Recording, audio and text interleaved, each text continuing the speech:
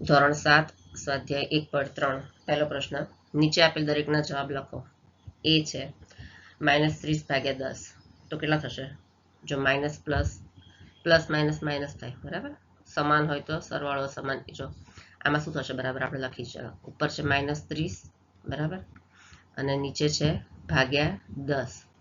તો શું થાય? 10 તરી 30, પણ આગળ માઇનસની સાઇન છે ને, એટલે જવાબ શું આવશે? અહીંયા -3 આવશે જવાબ, બરાબર. એવી રીતે બી છે 50/-5, તો શું થશે? 50/-5. તો હવે 5 દાડા 50, પણ આ માઇનસ છે અહીંયા, એટલે 10 ની આગળ જોડે જોડે જશે અહીંયા, બરાબર. તો બરાબર શું થશે? અહીંયા -10, બરાબર, -10 થશે. અથવા -10 છેદમાં, અથવા તો આટલું જ રાખો. ચાલો, -10 છેદમાં કાંઈ નથી, તો આપણે કેવી રીતે આવી રીતે પણ કરાય. જો એક સ્ટેપ વધારવું હોય ને તો ઉપર કેટલા રહ્યા? 10, અને નીચે કેટલા રહ્યા? -1. તો હવે 1 દાણ 10, 10 ના છેદમાં -1, તો બરાબર શું આવશે જવાબ? -10, બરાબર. આવી રીતે પણ કરાય, ડાયરેક્ટ પણ લખાય. ચલો, -36/-9, એટલે અહીંયા છે -36 અને નીચે છે -9. તો અહીંયા શું થશે? માઇનસ માઇનસ પ્લસ થઈ જશે ઉપર નીચે, બરાબર. અને 9 ચોક 36, તો જવાબ આવશે +4 આવશે જવાબ. પછી ડી છે -49/-49, તો શું લખશું આપણે એને? -49/+49, તો 49 એકા 49, અહીંયા આગળ માઇનસ છે એટલે જવાબ આવશે -1 જવાબ આવશે. પછી 13 કેટલા છે? -2 + 1, તો પ્લસ માઇનસ માઇનસ, બરાબર. એટલે -2 + 1 એટલે પ્લસ માઇનસ માઇનસ, નિશાની મોટાની. અસમાન છે, એક માઇનસ એક પ્લસ છે, અસમાનની બાદ બાકી. તો 2 માંથી 1 જાય તો કેટલા રહે? 2 માંથી 1 જાય તો 1, પણ મોટા કોણ છે? બે મોટા છે, અને 2 ની નિશાની એક માઇનસ છે, એટલે -1 જવાબ આવશે. તો બરાબર આપણે કેવી રીતે લખશું? 13/-1, તો જવાબ શું આવશે? -13 જવાબ આવશે, બરાબર. પછી છે 0/12, 0/-12. હવે 0 ના છેદમાં કાંઈ પણ લખો તો જવાબ શું આવશે? 0 જ આવશે, બરાબર. પછી જી છે -31/, ચલો આપણે લખી નાખીએ. શું છે? -31 શું છે? -30 + -1, ચલો, એટલે આ શું થશે? -30 + -, અહીંયા શું થશે ખબર છે? -30, પછી આ પ્લસ માઇનસ માઇનસ થશે, એટલે -1, બરાબર. તો બરાબર શું થાય? -31 ભાગ્યા માઇનસ પ્લસ, -30 -1 એટલે પ્લસ સમાનનો સરવાળો, બે સરખી સાઈન છે ને, માઇનસ માઇનસ, એટલે 31 થાય, સરવાળો થાય 30 અને 1 31, પણ નિશાની કોની આવશે? માઇનસની આવશે. -31/-31, તો શું આવશે અહીંયા? -31/-31, તો માઇનસ માઇનસ પ્લસ થઈ જશે, અને 31 એકા 31, તો જવાબ શું આવશે? 1 આવશે. પછી છે એચ શું છે? -36/-12, તો જો અહીંયા લખી નાખીએ આપણે, -36/-12, બરાબર. એ મોટા કૌંસમાં લખીએ, અને પછી છે /3, આવી રીતે છે ને. તો ચલો, શું થશે અહીંયા? 12 એકા 12, 12 દુ 24, 12 તરી 36, પણ 36 ની આગળ માઇનસ છે, એટલે જવાબ શું આવશે? અહીંયા શું આવશે? -3/+3, તો શું આવશે? -3/+3, એટલે 3 એકા 3, પણ આગળ માઇનસ છે, એટલે જવાબ આવશે -1. આઈ છે -6 + 5, એક માઇનસ છે એક પ્લસ છે, પ્લસ માઇનસ માઇનસ, બરાબર, પણ નિશાની મોટાની, 6 અને 5 માંથી મોટા 6 છે, એટલે 6 ની આગળ માઇનસની સાઇન છે, તો માઇનસમાં જવાબ આવશે. 6 માંથી 5 જાય તો 1, પણ જવાબ આવશે -1, બરાબર. આ -1 ભાગ્યા અહીંયા આપણે -2 + 1, એટલે અહીંયા પણ આવશે -1, પ્લસ માઇનસ માઇનસ, નિશાની મોટાની, એટલે -1, તો બરાબર થશે અહીંયા -1/-1, તો માઇનસ માઇનસ પ્લસ, અને 1/1 એટલે 1 થશે, તો બરાબર જવાબ આવશે 1 આવશે, બરાબર છે. ચાલો આગળ શું છે? પ્રશ્ન નંબર બીજો, નીચેના દરેક a b અને c ની કિંમતો માટે a/b + c is not equal to a/b + a/c ને ચકાસો, બરાબર. એટલે આમાં શું ચકાસવાનું છે? કે ડાબી બાજુ બરાબર જમણી બાજુ નથી. ડાબા ઇઝ નોટ ઇક્વલ ટુ જબા. બરાબર ને? જવાબ પહેલું એ માટે. એમાં જોઈએ તો એની કિંમત 12, બીની કિંમત -4, બરાબર, અને સીની કિંમત 2 મૂકવાની છે આપણે. તો ડાબી બાજુ પહેલા જોઈ લઈએ. જો આ રકમમાં આ છે કઈ છે? ડાબી બાજુ છે, અને આ બાજુ છે જમણી બાજુ છે. બંને સરખી નથી એવું આપણે ચકાસવાનું છે. તો પહેલા આપણે લઈ લઈએ અહીંયા ડાબી બાજુ એ માટે. આપણે લઈ લઈએ ડાબી બાજુ. તો ડાબી બાજુ શું છે? ડાબી બાજુ બરાબર, હવે જ્યાં એ ની કિંમત આપણને કીધી છે 12, બી બરાબર -4, સી બરાબર 2 મૂકવાના છે. તો એ બરાબર આપણે ડાબી બાજુ લખી નાખીએ a ભાગ્યા b પ્લસ સી. બરાબર. તો હવે દરેકની કિંમત લખી દઈએ આપણે. તો બરાબર a એટલે 12 ભાગ્યા બ્રેકેટમાં b એટલે -4 પ્લસ સી એટલે 2. બરાબર. તો કેટલા થશે અહીંયા? બરાબર 12 ભાગ્યા -4 પ્લસ 2, પ્લસ માઇનસ માઇનસ, હે ને? અસમાનની બાદ બાકી, પણ નિશાની મોટાની એટલે -2 જવાબ આવશે. તો 12 ભાગ્યા -2 કેટલા થાય? 12 ભાગ્યા -2 એટલે -2 એટલે 2 છક 12, પણ અહીંયા નીચે માઇનસ છે એટલે જવાબ આવશે -6. બરાબર. ડાબી બાજુ કેટલી આવી? -6 આવી. અને હવે આપણે જોઈએ જમણી બાજુ. જમણી બાજુ શું છે? જમણી બાજુ જોઈએ ઉપર રકમમાં a ભાગ્યા b પ્લસ બીજા બ્રેકેટમાં a ભાગ્યા c. બરાબર. તો a ભાગ્યા b પ્લસ બીજા બ્રેકેટમાં a ભાગ્યા c. બરાબર. હવે આપણે અહીંયા a, b અને c ની કિંમત લખી દઈએ. a બરાબર કેટલા છે? 12 ભાગ્યા b બરાબર કેટલા છે? -4 લખ્યા આપણે. પછી આને મોટો કૌંસ કરી દઈએ. પછી પ્લસની સાઇન છે ને, તો પ્લસ a ભાગ્યા c. a બરાબર ફરી 12 છે, અને ભાગ્યા c બરાબર કેટલા છે? 2 છે, તો 2 લખી દઈએ. બરાબર. ચલો હવે 12 ભાગ્યા -4 અને પ્લસ અહીંયા શું છે? 12 ભાગ્યા 2. તો 4 તરી 12, અને એ થશે 2 છક 12. તો બરાબર અહીંયા કેટલા થશે? અહીંયા નીચે -4 છે એટલે -3 પ્લસ 6. તો બરાબર કેટલા થાય? પ્લસ માઇનસ માઇનસ, નિશાની મોટાની, 6 માંથી 3 જાય તો 3, પણ નિશાની મોટાની એટલે 6 મોટા છે, એની સાઇન પ્લસ છે એટલે +3 જવાબ આવશે. તો બરાબર જો અહીંયા ડાબી બાજુ 6 છે અને જમણી બાજુ -6 છે, જમણી બાજુ 3 છે, તો બંને સરખા છે નથી. ડાબા અને જવાબ સરખા નથી. તો અહીં શું લખીએ આપણે? ડાબી બાજુ કઈ છે? -6 ઇઝ નોટ ઇક્વલ ટુ 3. આમ આપણે સાબિત કરવાનું છે કે ડાબા ઇઝ નોટ ઇક્વલ ટુ જબા. રકમમાં કીધું છે ને, આમ ડાબા ઇઝ નોટ ઇક્વલ ટુ જબા. બરાબર. માટે તો આમ જે રકમમાં પૂછ્યું છે એ ભાગ્યા b plus c is not equal to બ્રેકેટમાં a ભાગ્યા b. બરાબર. a ભાગ્યા b અને બીજા બ્રેકેટમાં a ભાગ્યા c. બરાબર. ચલો એવી રીતે બીજું, એમાં તે a ની કિંમત -10, b ની કિંમત 1 અને c ની કિંમત 1 લખવાની છે. તો અહીંયા આપણે જોઈ લઈએ. અહીંયા પણ સાબિત કરી દઈએ કે ડાબા અને જબા બંને સરખા નથી. ડાબી બાજુ શું છે? a ભાગ્યા બ્રેકેટમાં b પ્લસ સી. બરાબર. ચલો a ની કિંમત કેટલી લખવાની છે? -10 ભાગ્યા b ની કિંમત 1 પ્લસ c ની કિંમત c ની કિંમત પણ 1. બરાબર. b પ્લસ c બંનેની કિંમત 1 લખવાની છે. c ની કિંમત પણ કેટલી છે? 1. તો બરાબર કેટલા થશે? -10 ભાગ્યા 1 ને 1 2 થશે ને, ભાગ્યા 2, તો 2 પંચા 10. તો જવાબ આવશે અહીંયા -5. શું આવ્યા? -5 આવ્યા. બરાબર છે. હવે આપણે જમણી બાજુ જોઈ લઈએ. ડાબી બાજુ અને જમણી બાજુ બંને સરખી થવી જોઈએ નહીં એવું આપણે સાબિત કરવાનું છે. જમણી બાજુ છે a ભાગ્યા b પ્લસ a ભાગ્યા c. બરાબર. તો a ભાગ્યા b એટલે a એટલે -10 ભાગ્યા b એટલે 1 અને પ્લસ a એટલે -10 ભાગ્યા c એટલે પણ 1. તો ચલો અહીંયા 1 દાણ 10, અહીંયા શું આવશે? ભાગમાં -10 પ્લસ -10 આવું જ આવશે ને, ભાગ્યા 1 છે એટલે -10 પ્લસ -10 એટલે બરાબર શું આવશે? Plus minus minus, -10 plus minus minus. બરાબર. એટલે ફરી -10. તો બરાબર આવશે માઇનસ માઇનસ પ્લસ, એટલે 10 ને 10 20, પણ નિશાની કોની આવશે? માઇનસની. તો અહીંયા આવ્યો -20 જવાબ આવ્યો. અહીંયા છે -5, અહીંયા છે -20, તો -5 ને -20 બે સરખા નથી.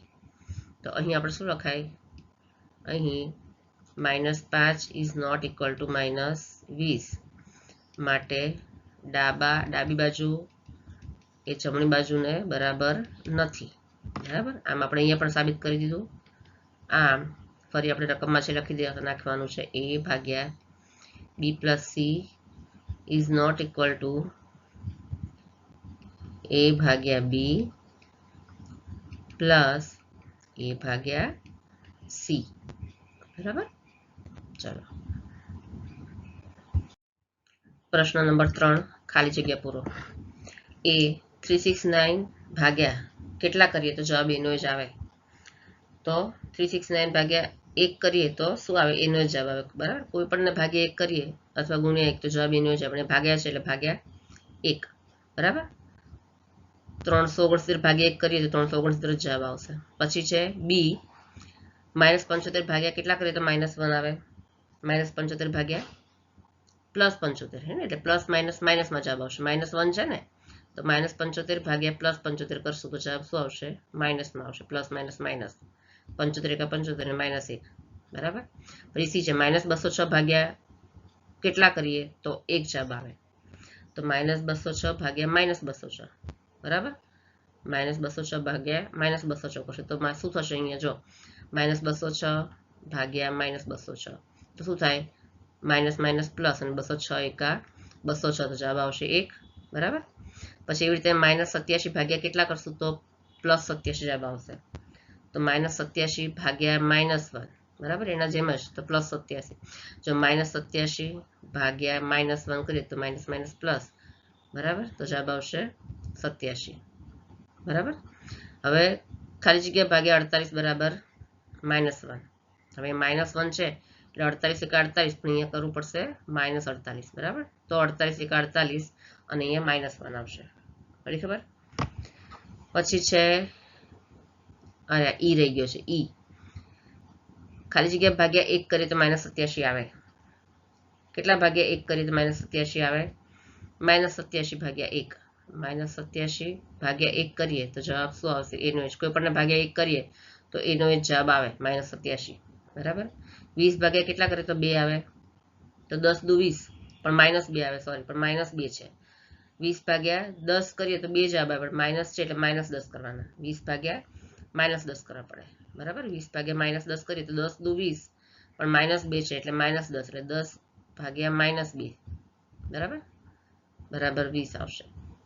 -10 ભાગ્યા, અરે 20 ભાગ્યા -10 બરાબર 2. અહીંયા કરી જોઈએ આપણે 20 ભાગ્યા -10, તો 10 દુ 20 અને માઇનસ રહ્યા તો બરાબર -2 આવી ગયા.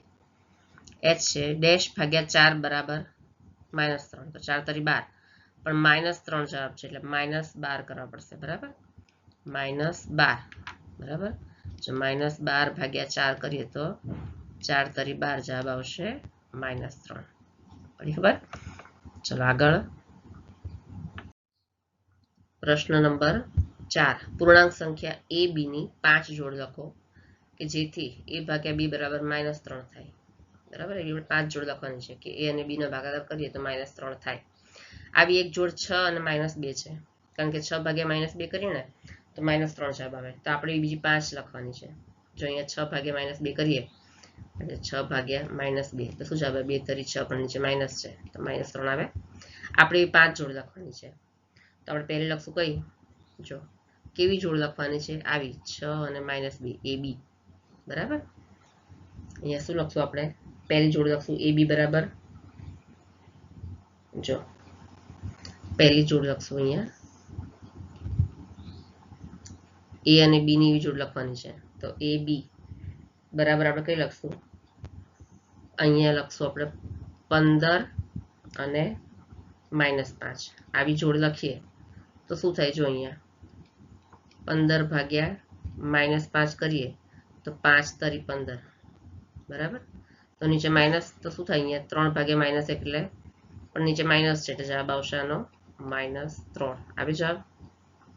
બરાબર, એ કીધું છે ને કે a ભાગ્યા 2 બરાબર -3 થાય.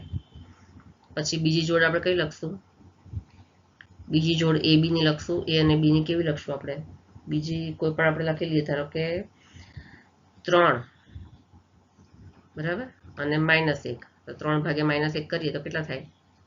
3 ભાગ્યા -1 તો 1 તરી 3 અને નીચે માઇનસ છે તો જવાબ આવશે -3. આવી ગયો? -3 જવાબ આવવો જોઈએ. પછી ત્રીજી જોડ. ત્રીજી કઈ લખશું આપણે? એ બી ની જોડ. એક એ અને બી કેવી રીતે લેશું આપણે? ધારો કે 18 અને 6 આવી જોડ લઈએ તો શું થાય? -18 ભાગ્યા 6. 6 તરી 18 તો જવાબ આવ્યો અહીંયા -3 આવી ગયો. એવી રીતે ચોથી, બરાબર? ચોથી આપણે લેશું જોડ. નંબર 4 પર આવશે. એ બી બરાબર, બરાબર? એ બી બરાબર આપણે લખશું -21 અને 7. એકને તો માઇનસ લેવો જ પડે તો જ માઇનસ જવાબ આવે માઇનસમાં. તો બરાબર શું આવશે? -21 ભાગ્યા 7 એટલે 7 તરી 21 અને આગળ માઇનસ છે. આવે -3 જવાબ. અને છેલ્લું છે પાંચમું. કઈ જોડ દઈશું એ બી ની? એ બી બરાબર લેશું આપણે 12 અને -4. તો -12 અને 4 કોઈ પણ એક પ્લસ કે માઇનસ. તો બરાબર 12 ભાગ્યા -4. 4 તરી 12 નીચે -4 છે એટલે જવાબ આવશે અહીંયા -3. આવી ગયા? થઈ ગઈ 5 જોડ, બરાબર? 15 - 5, 3 - 1, -18 6 તો 18 - 6 કોઈ પણ લખી શકો. -21 7 અથવા તો 21 અને -7 અને 12 - 4, બરાબર? 5 જોડ થઈ ગયા, બરાબર? પ્રશ્ન 5. બપોરે 12 વાગ્યાનું તાપમાન 0 થી ઉપર 10 ડિગ્રી છે, બરાબર? જો એ 2°C પ્રતિ કલાકના દરે મધ્યરાત્રિ સુધી ઓછું થતું જાય, એટલે દર કલાકે 2°C ઓછું થતું જાય છે, બરાબર?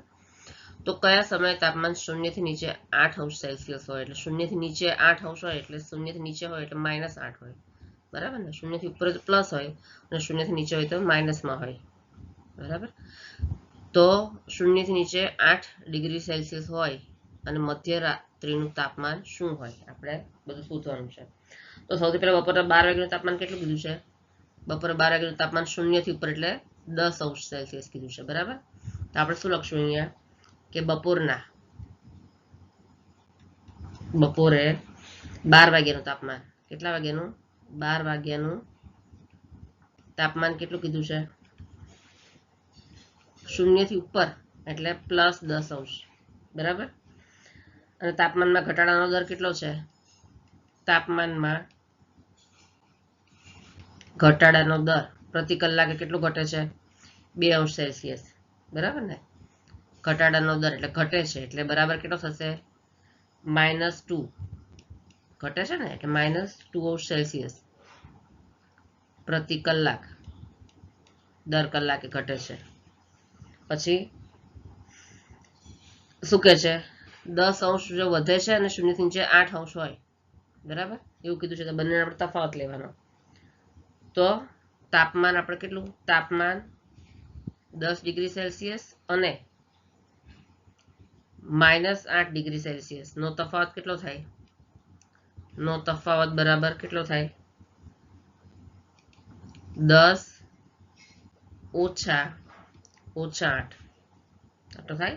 10 ઓછા 8 અને બંનેનું કોમન ડિગ્રી સેલ્સિયસ તો કેટલા થાય? પ્લસ માઇનસ માઇનસ 10 ઓછા 8 માઇનસ પ્લસ એટલે 18 થાય. 18°C, બરાબર? ઓછા બે વાર છે ને સરવાળો, સમાનનો સરવાળો, માઇનસ માઇનસ પ્લસ એટલે થશે અહીંયા 18°C થશે, બરાબર? હવે તાપમાન પ્રતિ કલાકે 2°C ઘટે છે. આપણે જોયું ને તાપમાન કલાક કેટલું ઘટે છે? આટલું ઘટે છે. તો શું લખશું આપણે? તાપમાન પ્રતિ કલાકે કેટલું ઘટે છે? 2°C ઘટે છે, બરાબર? માટે શું થાય? આપણને જે 18 મળ્યું અહીંયા 18 મળ્યું ને 18°C, આપણે શું લખવાનું? 18 ભાગ્યા 2. 2° ઘટે છે ને પ્રતિ કલાકે કેટલું ઘટે છે? 2° ઘટે છે. તો 18 ભાગ્યા 2 કેટલા થાય? 2 × 9 = 18. તો કેટલા થાય? તો 9 કલાક થતા શું લખવાનું? 9 કલાક થતા તાપમાન કેટલું થાય? તાપમાન કીધું છે ને તાપમાન 9 કલાક થતા તાપમાન કેટલું થાય? -8 ડિગ્રી સેલ્સિયસ થાય. બરાબર. પૂછ્યું છે આપણને શૂન્યથી નીચે કયા સમયે તાપમાન શૂન્યથી નીચે 8 ડિગ્રી સેલ્સિયસ હોય એવું પૂછ્યું છે. તો 9 કલાક થતા એટલે બપોરના 12 વાગ્યાથી 9 કલાક કરીએ એટલે કેટલા વાગે? રાતના 9 વાગ્યા. બરાબર. એટલે શું લખે? બપોરના 12 થી 9 કલાક થતા એટલે આપણે શું લખીએ કે રાતના 9 વાગે તાપમાન, એટલે કે આમ રાત્રિના અથવા તો રાતના 9 વાગે. બરાબર. 9 વાગે કેટલું થાય? તાપમાન કેટલું થાય? -8 ડિગ્રી સેલ્સિયસ થાય. બરાબર. આટલું થાય. હવે બપોરના 12 વાગ્યાથી મધ્યરાત્રિ સુધીનું કુલ કલાક કેટલા હોય? 12. બપોરના 12 થી મધ્યરાત્રિ એટલે રાતના 12. બપોરના 12 થી રાતના 12. બરાબર. એના કુલ કલાક કેટલા હોય? 12 હોય ને. મધ્યરાત્રિનું તાપમાન શું હોય એવું પૂછ્યું છે અહીંયા. મધ્યરાત્રિનું તાપમાન શું હોય? તો આપણે કેવી રીતે શોધશું કે બપોરના 12 થી રાતના 12. મધ્યરાત્રિ એટલે રાતના 12. તો બપોરના 12 થી રાતના 12 મધ્યરાત્રિ 12 ના કલાક કેટલા હોય? કેટલા હોય? કુલ કલાક બરાબર 12 હોય. 12 કલાક હોય. બરાબર. આ 12 કલાકમાં તાપમાનમાં ઘટાડો કેટલો થાય? તો આ 12 કલાકમાં તાપમાનમાં કેટલો ઘટાડો હોય? ઘટાડો બરાબર પ્રતિ કલાકે કેટલો થાય છે? -2 ડિગ્રી સેલ્સિયસ. તો 12 કલાક છે તો કેટલો થાય? 12 ગુણ્યા -2 થાય. 12 ગુણ્યા -2 ડિગ્રી સેલ્સિયસ. તો 12 દુ 24 પણ માઇનસ છે એટલે -24 ડિગ્રી સેલ્સિયસ થાય. તો માટે મધ્યરાત્રિનું તાપમાન 12 કલાકમાં તાપમાનમાં ઘટાડો એટલો છે. તો મધ્યરાત્રિનું તાપમાન શું હોય? એટલે મધ્યરાત્રિએ તાપમાન કેટલું હોય? 12 કલાકે તાપમાન જો 24 ડિગ્રી સેલ્સિયસ ઘટતું હોય. બરાબર. તો મધ્યરાત્રિનું તાપમાન કેટલું કહેવાય? તો માટે આપણે લખશું મધ્યરાત્રિનું તાપમાન બરાબર કેટલું થાય? 10 પ્લસ -24.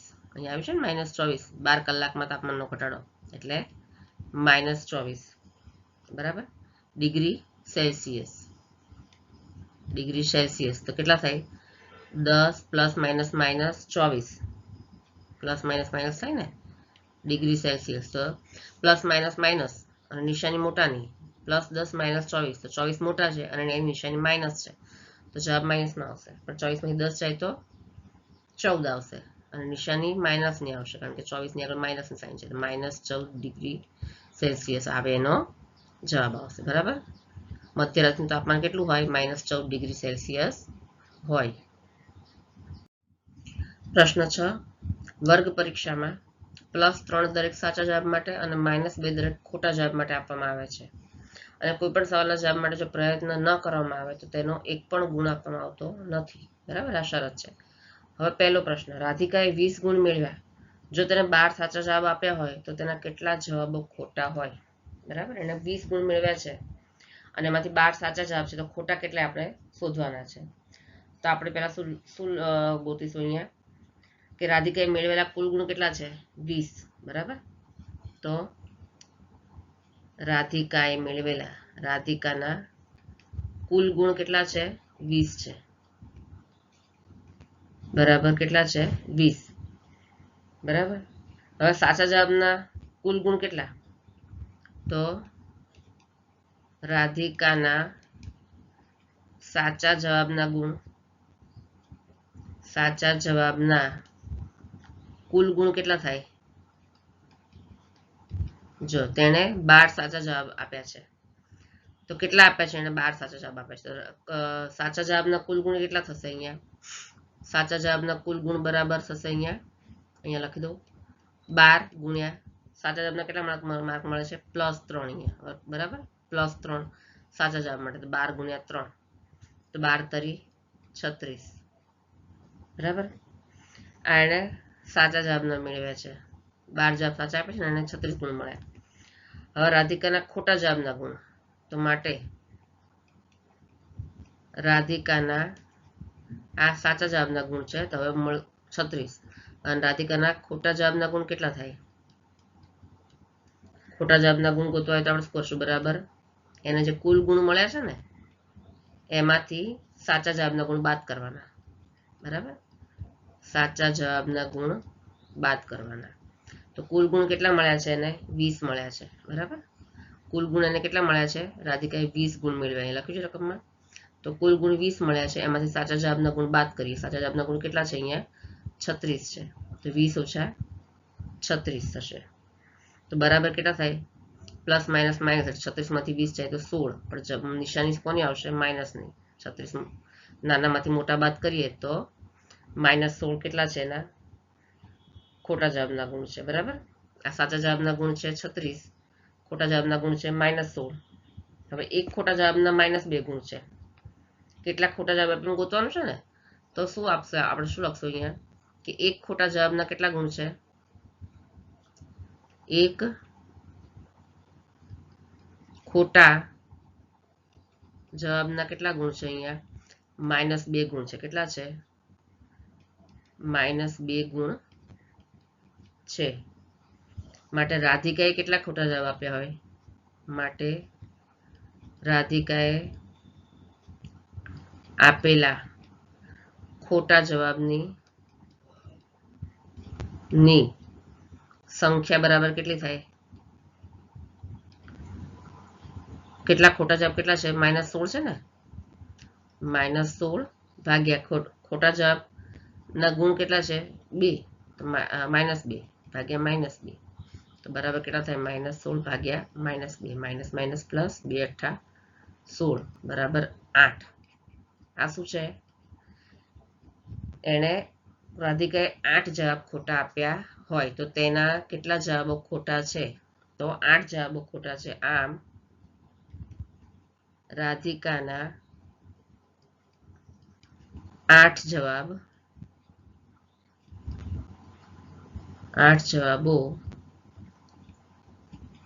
ખોટા છે. બરાબર, પછી બીજો છે મોહિનીએ આ પરીક્ષામાં -5 ગુણ મેળવ્યા છે. જો કે તેના 7 જવાબો સાચા હતા તો તેણે કેટલા ખોટા જવાબ લખ્યા હશે? હવે મોહિનીનું શોધવાનું છે કે કેટલા ખોટા જવાબ લખ્યા હશે. બરાબર, રાધિકાએ કેટલા લખ્યા હતા? 8. તો મોહિનીએ કેટલા લખ્યા છે?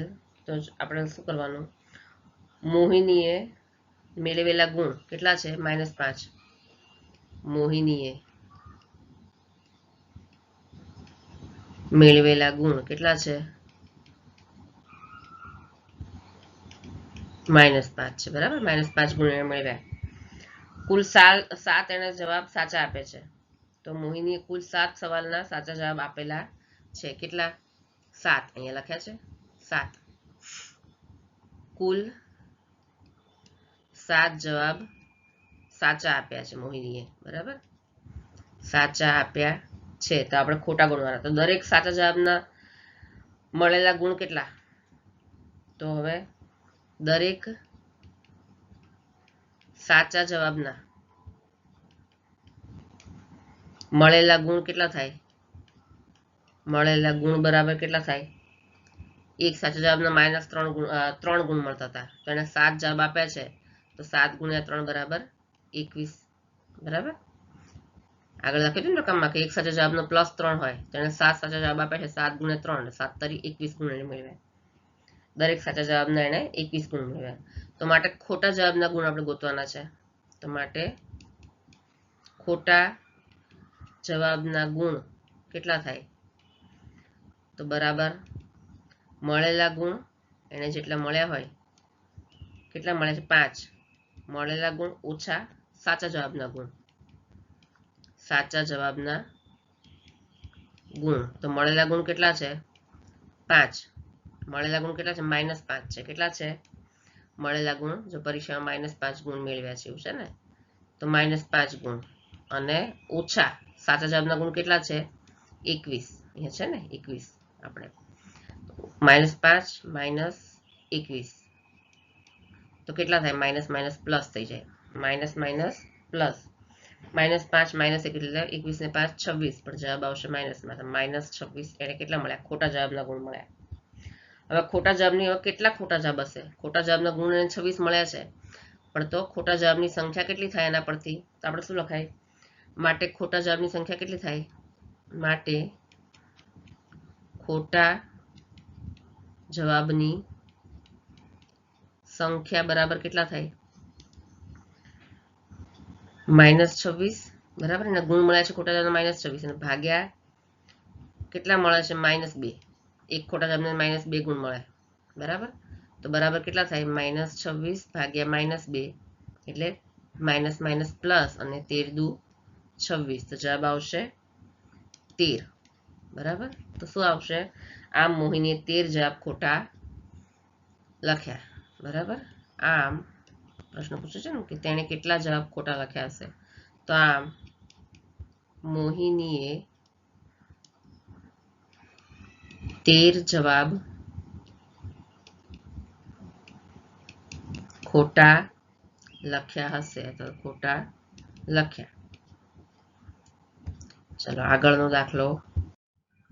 પ્રશ્ન નંબર 7. એક લિફ્ટ એલિવેટર 6 મીટર પ્રતિ મિનિટના દરેક ખાણમાં ઉતરે છે. એટલે 1 મિનિટમાં એ 6 મીટર સુધી અંદર ઉતરે છે ખાણમાં. જો તે જમીનથી 10 મીટર ઉપરથી નીચે ઉતરતી હોય તો -350 મીટર સુધી પહોંચતા તેને કેટલો સમય લાગશે? બરાબર. શું કહે છે? જો અહીંયા લિફ્ટ અત્યારે ક્યાં છે? 10 મીટર ઉપર છે, જો, બરાબર. આ જમીન છે, જમીનથી 10 મીટર ઉપર છે અને એને આ 10 મીટર ઉપર છે અને ઉતરવાનું છે કેટલું? 350 મીટર નીચે. તો ટોટલ એને કેટલું અંતર કાપવાનું છે? 360 મીટર, બરાબર. તો આપણે જો આવી રીતે સમજવાનું છે. અત્યારે ક્યાં છે લિફ્ટ? અત્યારે લિફ્ટ હાલમાં ક્યાં છે? લિફ્ટ ભોયતળિયેથી જમીનથી કેટલું છે? 10 મીટર ઊંચાઈએ છે. લખ્યું છે લિફ્ટ જમીનથી 10 મીટર ઊંચાઈએ છે, બરાબર. જમીનથી 350 મીટર નીચે જવાનું છે. તો લિફ્ટને શું કરવાનું છે? જમીનથી 350 મીટર નીચે જવાનું છે. કેટલા? 350 મીટર નીચે જવાનું છે. ટોટલ એને કેટલું? મેં જોયું ને કે જે જમીન છે, જમીનથી 10 મીટર ઉપર છે અને ત્યાંથી એને 350 મીટર નીચે, ટોટલ એને 360 મીટર જવાનું છે નીચે લિફ્ટને, બરાબર. આમ લિફ્ટને કાપવાનું કુલ અંતર, તો લિફ્ટને કાપવાનું કુલ અંતર કેટલું થાય? બરાબર 10 મીટર ઉપર, જમીનથી ઉપરનું 10 મીટર પ્લસ 350 મીટર જમીનથી નીચે, તો બરાબર કેટલું થાય? 360 મીટર થાય ને, 360 મીટર થાય. હવે લિફ્ટની નીચે ઉતરવાની ઝડપ કેટલી છે? 6 મીટર પ્રતિ મિનિટ. 1 મિનિટમાં 6 મીટર અંતર કાપે છે. તો આપણે શું લખશું કે લિફ્ટની નીચે ઉતરવાની ઝડપ કેટલી છે? 6 મીટર પ્રતિ મિનિટ છે, બરાબર. તો માટે લાગતો સમય કેટલો થાય? માટે કેટલો સમય લાગે એને? લાગતો સમય બરાબર શું થાય? 360 મીટર અંતર કાપવાનું છે ને, આપણે જોયું 360 મીટર, 10 મીટર ઉપર ને 350 નીચે. 360 ભાગ્યા 6, બરાબર. 6 મીટર પ્રતિ મિનિટ એને સમય લાગે છે. તો બરાબર કેટલો સમય લાગે? 6 36 થાય અને 1 0, તો બરાબર 60 મિનિટનો સમય લાગે. 60 મિનિટ એટલે કેટલા થાય? 1 કલાક થાય ને. તો આપણે શું લખશું અહીંયા જવાબ? અહીંયા શું લખશું? આમ શું લખશું? આમ લિફ્ટને અહીંયા પ્રશ્નમાં પૂછ્યું છે લખી નાખવાનું. -350 મીટર સુધી -350 મીટર સુધી પહોંચતા કેટલો સમય લાગશે? 60 મિનિટનો. એટલે 60 મિનિટ એટલે કેટલું થાય? 60 મિનિટ એટલે કે એટલે કે 1 કલાકનો સમય લાગશે. 1 કલાકનો સમય લાગશે. બરાબર. ચાલો, અહીંયા આપણું આ સ્વાધ્યાય 1.3 પૂરું થાય છે.